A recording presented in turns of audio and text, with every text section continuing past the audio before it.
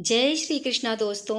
उत्तर प्रदेश के प्रयागराज में देश विदेश से लाखों श्रद्धालु और संत कुंभ स्नान के लिए पहुंचे हुए हैं। इन्हीं साधु संतों के तमाम संप्रदायों में से एक है अघोरी। हालांकि अघोरियों को उनकी साधना पद्धति के चलते साधारण समाज स्वीकार नहीं करता है। क्या आप कभी सोचा है कि अघोरी साधु अपने भोजन में मुर्दों का कच्चा मांस क्यों खाते हैं और शवों के साथ शारीरिक संबंध क्यों बनाते हैं? अघोरी आखिर इससे उनको क्या मिलता है? और सबसे ज़्यादा आश्चर्य में डालने वाली बात यह है कि अघोरी महिला के मासिक धर्म के दौरान ही उनके साथ शारीरिक संबंध क्यों बनाते हैं? अघोरी की मृत्यु के बाद उनका अंतिम संस्कार कैसे किया जाता है और महिला अघोरी अपना जीवन कैसे जीती है? अघोरी साधु शमशान में रहकर ही साधना करते हैं, जबकि बाकी लोग वहां जाने से भी डरते हैं। दोस्तों, हम आपको एक सच्ची अघोरी की पहचान से लेकर उनके इस रहस्यमय जीवन के सभी पहलुओं से अवगत कराएंगे, जिसे शायद जानकर आप हैरान रह जाएंगे। अतः इस वीडियो को अंत तक जरूर सुने। यह जानकारी आपकी सोच को पूरी तरह बदल देगी। अघोरी बाबा सुनते ही जहन में एक विभत्स सा रूप आ जाता है। राख से लपेटे इंसानी मांस खाने वाले, जादू टोना करने वाले साधुओं के रूप में इन्हें जाना जाता है।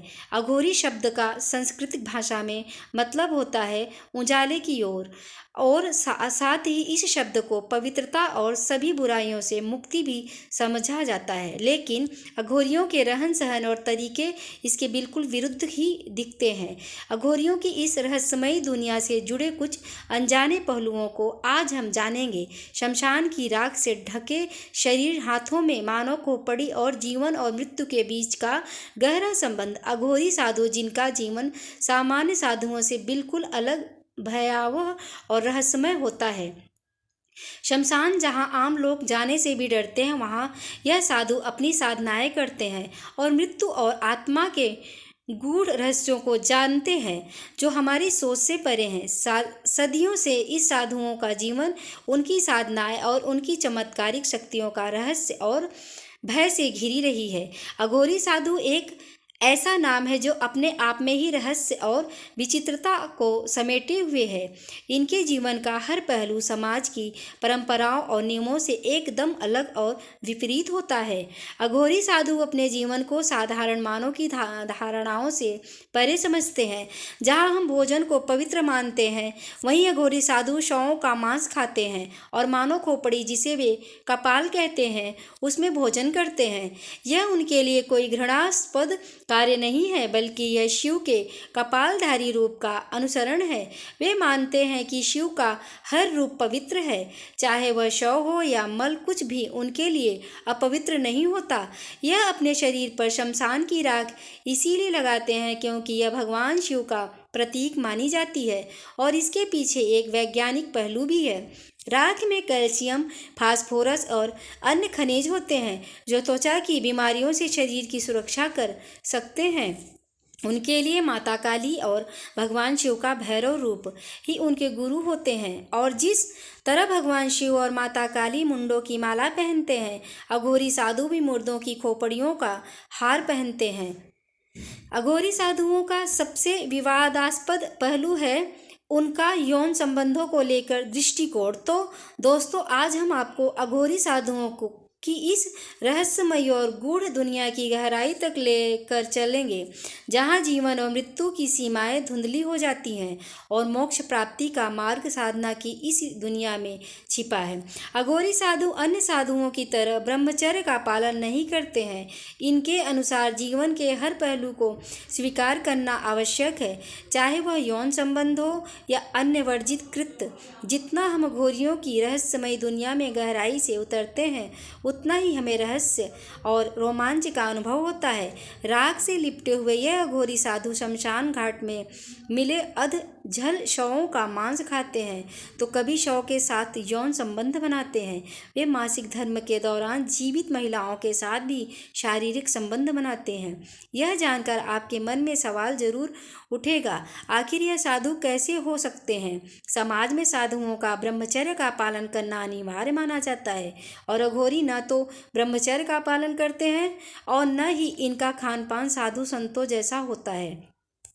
आखिर मांस और मदिरा का भोग लगाने वाले यह अघोरी भगवान शिव के पुजारी होने का दावा क्यों करते हैं?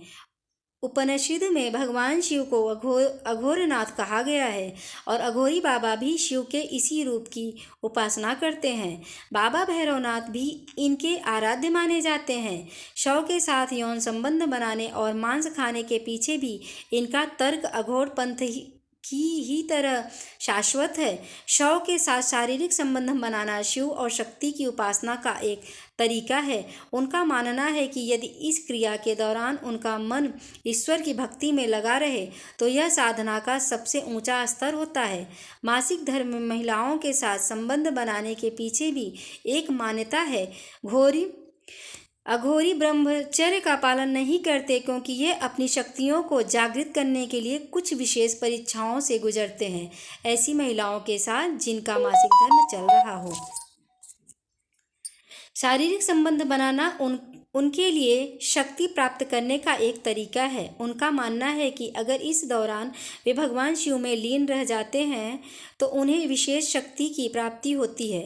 कहा जाता है कि जब अघोरी साधु ढोल, मंजीरे और नगाड़ों के बीच शारीरिक संबंध बनाते हैं तब यह उनकी सबसे कठिन शक्ति परीक्षा होती है। अगर इस दौरान वे अपने ध्यान को शिव में स्थिर रख पाते हैं तो वे संपूर्ण रूप से अघोरी माने जाते हैं। यह उनके लिए एक प्रकार से ब्रह्मचर्य का पालन करने जैसा ही होता है, जहाँ शारीरिक क्रियाओं के बावजूद उनका ध्यान केवल भगवान शिव में केंद्रित रहता है। अघोरी साधु उन चीज़ों का प्रयोग करते हैं जिन्हें समाज अपवित्र या वर्जित मानता है। उनके लिए मल, मूत्र, शव और अपशिष्ट सामग्री भी साधना के हिस्से है। उनका मानना है कि शिव हर चीज में विद्यमान है, चाहे वह कितनी भी घृणित क्यों ना हो। यह अभ्यास उन्हें घृणा और सामाजिक धारणाओं से ऊपर उठने में मदद करता है। अब हम यह जानेंगे कि अघोरी बनने की यात्रा कहाँ से शुरू होती है और सच्चे अघोरी की पहचान क्या होती है। तो आपके मन में यह सवाल जरूर उठ रहा होगा कि आखिर एक सामान्य इंसान कैसे अघोरी साधु बनता है? क्या यह सिर्फ साधना का रास्ता है या इसके पीछे कोई गहरा रहस्य छुपा है? अघोरी साधु बनने की प्रक्रिया इतनी सरल नहीं है जितनी दिखती है। यह एक साधारण व्यक्ति की जीवन शैली से पूरी तरह अलग होती है। सबसे पहले अगर कोई अघोरी बनना चाहता है तो उसे अपने जीवन से जुड़े हर मोह, माया, रिश्ते, नाते और यहाँ तक कि अपनी पहचान को भी छोड़ना पड़ता है। हमारे सनातन धर्म में जन्म से लेकर मृत्यु तक 16 संस्कार बताए गए हैं। जो भी संसार में जन्म लेता है उसे एक दिन इस दुनिया से जाना ही पड़ता है और अघोरियों के साथ भी शुरुआत में यही होता है। अगर कोई अघोरी बनना चाहता है तो सबसे पहले उसे जीते जी अपना श्राद्ध या फिर पिंडदान करवाना पड़ता है। इसका मतलब यह है कि वह जिंदा है पर अब से उसने हर मोह माया को त्याग दिया है। ना कोई घर और ना ही अब उसका इस दुनिया में कोई अस्तित्व है। ऐसे ही शुरू होती है एक साधारण इंसान की खुद को अघोरी साधु में बदलने की यात्रा। अघोरी बनने के लिए कोई उम्र की सीमा नहीं होती। आप 10 साल के हो या 60 साल की उम्र कोई मायने नहीं रखती। कोई भी चाहे वो पुरुष हो या महिला अघोरी बन सकता है। जी हाँ, आपने बिल्कुल सही सुना, महिला भी अघोरी बन सकती है। यह साधना किसी विशेष वर्ग के लिए नहीं बल्कि उन सभी के लिए है जो संसार के हर बंधन से मुक्त होकर एक नई राह पर चलने के लिए तैयार होते हैं। अघोरी बनने की राह पर सबसे पहला कदम है अपने गुरु की तलाश। यह साधना का सबसे महत्वपूर्ण हिस्सा है। लेकिन अगर इनको कोई मानव गुरु नहीं मिलता तो ये बाबा काल भैरव को अपना गुरु बना सकते हैं, जो काशी के कोतवाल माने जाते हैं।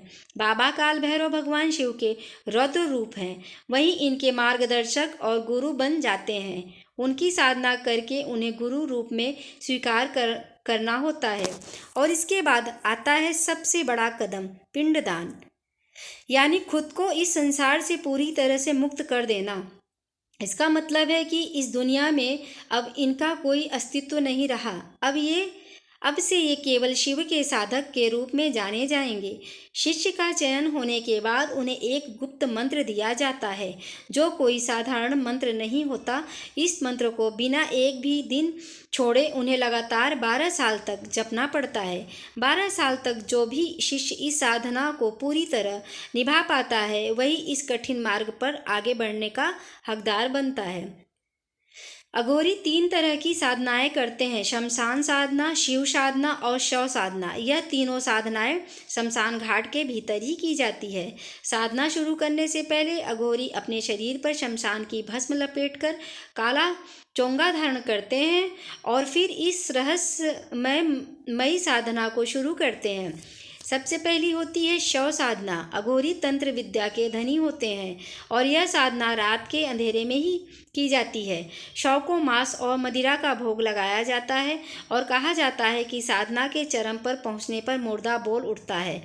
यह साधना कामाख्या पीठ, त्र्यंबकेश्वर, उज्जैन और तारापीठ के शमशान में की जाती है, जहां केवल अघोरी ही उपस्थित हो सकते हैं। दूसरी साधना होती है शिव साधना। इसमें अघोरी शव के पास बैठकर मांस और मदिरा का भोग लगाते हैं और फिर शिव की तरह शव पर एक पैर से खड़े हो जाते हैं, जैसे शिव की छाती पर माता पार्वती का पांव रखा गया था। घंटों तक इस साधना के दौरान अघोरी अपनी शक्तियों को बढ़ाते हैं। तीसरी और सबसे आखिरी साधना है शमशान साधना। यह साधना शव और शिव साधना से अलग होती है। इसमें अघोरी मृतक के परिवार को भी शामिल करते हैं। शव की जगह शव पीठ की पूजा की जाती है। प्रसाद के रूप में मांस और शराब की जगह दूध से बना मावा चढ़ाया जाता है। अब जानते हैं असली अघोरी साधु की पहचान कैसे करें। असली अघोरी साधु की पहचान करना इतना आसान नहीं होता। प्रयागराज में कुंभ में कई फर्जी अघोरी भी घूमते हैं, जो बहुरूपीय होते हैं और मात्र लोगों से पैसा ऐंठने के लिए यह अघोरियों का रूप बनाकर घूमते हैं और लोगों का मनोरंजन करते हैं। वे साधारण साधुओं की तरह दिख सकते हैं, लेकिन उनकी जीवन शैली और साधनाएं बहुत गहरी और रहस्यमय होती हैं। अघोर विद्या के जानकार मानते हैं कि असली अघोरी कभी आम दुनिया में सक्रिय नहीं होते।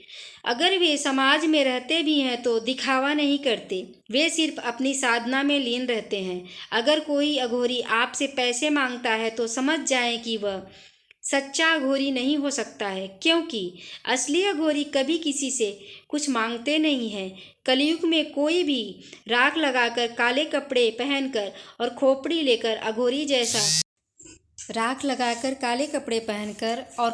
लेकर अघोरी जैसा दिख सकता है, लेकिन असली पहचान उनके साधना में होती है। जहाँ पैसे का खेल हो, वहाँ से दूर रहना ही बेहतर है। पैसा इंसानों ने बनाया है, भगवान को किसी की इसकी ज़रूरत नहीं होती। अघोरियों के बारे में कहा जाता है कि वे बाहर से रूखे दिख सकते हैं, लेकिन उनके अंदर जन कल्याण की भावना छुपी होती है। अगर किसी पर उनकी कृपा हो जाए तो वे अपनी सिद्धियों का फल देने में भी पीछे नहीं हटते, और अगर कोई उन्हें पसंद आ जाए तो वे उसे अपनी तंत्र विद्या सिखाने को भी तैयार हो जाते हैं। लेकिन ध्यान रहे, उनका क्रोध बेहद प्रचंड होता है। अघोरी बेहद सरल स्वभाव के होते हैं और प्रकृति के साथ रहना पसंद करते हैं। वे किसी से कोई मांग नहीं रखते, ना ही वे किसी से पैसे लेते हैं। उनका जीवन हर किसी के कल्याण के लिए प्रार्थना करने में समर्पित होता है। अघोरी हर चीज़ को ईश्वर के अंश के रूप में देखते हैं। वह ना तो किसी से नफरत करते हैं और ना ही किसी चीज़ को अस्वीकार करते हैं। इसी कारण वे इंसान और जानवरों के मांस में कोई भेदभाव नहीं करते। जानवरों की बलि उनकी पूजा पद्धति का एक महत्वपूर्ण हिस्सा है। और वे गांजा भी पीते हैं, लेकिन नशे में भी उन्हें अपने बारे में पूरी तरह से होश रहता है। उनकी साधना और उनका जीवन हर पहलू में शिव से जुड़ा होता है।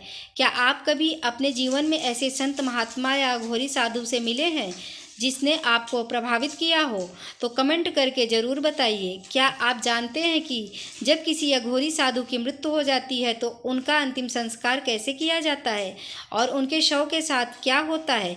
अघोरियों का अंतिम संस्कार हिंदू धर्म की पारंपरिक विधियों से कुछ हद तक मेल खाता है, लेकिन इसमें कई अनूठी बातें भी शामिल होती हैं। जब कोई अघोरी मृत्यु को प्राप्त करता है तो उसका शरीर साधारण तरीकों से नहीं जलाया जाता, बल्कि अधिकतर मामलों में अघोरी का अंतिम संस्कार शमशान भूमि में गंगा या किसी पवित्र नदी के किनारे किया जाता है। मृत अघोरी के शव को या तो जला देते हैं दफना देते हैं या फिर उसे पवित्र नदी में प्रवाहित कर देते हैं। अघोरी कभी अपने साथी अघोरी के शव को नहीं खाते हैं। कुछ अघोरी साधु अपनी अंतिम इच्छा के अनुसार अपने शरीर को गंगा में प्रवाहित करने या शमशान भूमि में छोड़ने की बात कहते हैं। तो दोस्तों, इस तरह अघोरी साधुओं का अंतिम संस्कार उनके जीवन की तरह ही अनोखा और रहस्यमयी होता है। अघोरी का मूल इतिहास कहाँ से है? भारत का प्रथम अघोरी कौन था और अघोरी का असली मतलब क्या होता है? संस्कृत में अघोरी का मतलब है उजाले की ओर जाने वाला। यह शब्द इतना पवित्र और शक्तिशाली माना जाता है कि यह इस इंसान को हर बुराइयों से मुक्त करने की क्षमता रखता है। अघोरी साधुओं का इतिहास और उनकी उत्पत्ति एक ऐसा रहस्य है जो समय के साथ गहराई में डूबा हुआ है। इनका संबंध उन प्राचीन तांत्रिक परंपराओं से है जो सदियों से अपने आप में अद्वितीय और रहस्यमय मानी जाती हैं। कहा जाता है कि 7वीं और 8वीं शताब्दी में अघोरी साधुओं की जड़ें कापालिक और कालामुख जैसे उग्र तांत्रिक संप्रदाय में समाई हुई हैं। यह वह साधु थे जो मानव खोपड़ी से भोजन करते थे और तांत्रिक अनुष्ठानों में मांस और मदिरा का भोग लगाना, शव की पूजा करना और मानव की बलि देना इन्हीं परंपराओं से अघोरी साधुओं की उत्पत्ति मानी जाती है, जिन्होंने जीवन और मृत्यु के भेद को मिटाने की साधना की शुरुआत की। अघोरी शिव के अद्वितीय भक्त होते हैं। यह साधु शिव के भैरव रूप की पूजा करते हैं और अपने जीवन को मोक्ष की प्राप्ति के लिए समर्पित करते हैं। अघोर साधना की यह यात्रा में रिकॉर्ड कर रही हो क्या? अबे तो बता दो कैसे और रहस्यमय मानी जाती है। अघोरी साधु मानते हैं कि हर आत्मा परम शिव है और अपने जीवन में काम, क्रोध, लालच, नशा, भय और घृणा से परे होते हैं। वो अंधकार से शुरू करते हैं, फिर प्रकाश की ओर बढ़ते हैं और अंत में आत्मबोध को प्राप्त करते हैं। अघोरियों को कुत्तों से बहुत प्रेम होता है। अन्य सभी जानवरों जैसा गाय, बकरी या इंसान से दूरी बनाने वाले अघोरी अपने साथ और आसपास कुत्ता रखना पसंद करते हैं। अघोरियों का मानना है कि हर व्यक्ति अघोरी के रूप में जन्म लेता है। उनका कहना है कि जैसे एक नन्हे बच्चे को अपनी गंदगी भोजन में कोई अंतर नहीं समझ आता, वैसे ही अघोरी भी हर गंदगी और अच्छाई को एक ही नज़र से देखते हैं। बहुत से अघोरियों ने यह भी दावा किया है कि उनके पास एड्स और कैंसर का भी इलाज है, हालांकि इसका कोई वैज्ञानिक प्रूफ नहीं है। फिर भी अघोरियों का कहना है कि शव के शरीर से तेल निकालकर उन्होंने बड़ी से बड़ी बीमारी का इलाज ढूंढ लिया है। कौन था पहला अघोरी? अघोरी संप्रदाय बाबा कीनाराम का अनुसरण करते हैं और उनके द्वारा किए गए कामों को अपनी परंपरा का हिस्सा मानते हैं। ऐसा कहा जाता है कि बाबा कीनाराम के पहले अघोरी थे। तो दोस्तों, आपको ये जानकारी कैसी लगी? कृपया कमेंट करके ज़रूर बताइए। वीडियो पसंद आया हो तो वीडियो को लाइक करें और अपने दोस्तों के साथ शेयर करें। कमेंट बॉक्स में जय श्री कृष्ण लिखना ना भूलें और ऐसी ही और भी बहुत सारी कहानियों को और जानकारियों को सुनने के लिए चैनल को सब्सक्राइब जरूर करें। धन्यवाद। राधे राधे।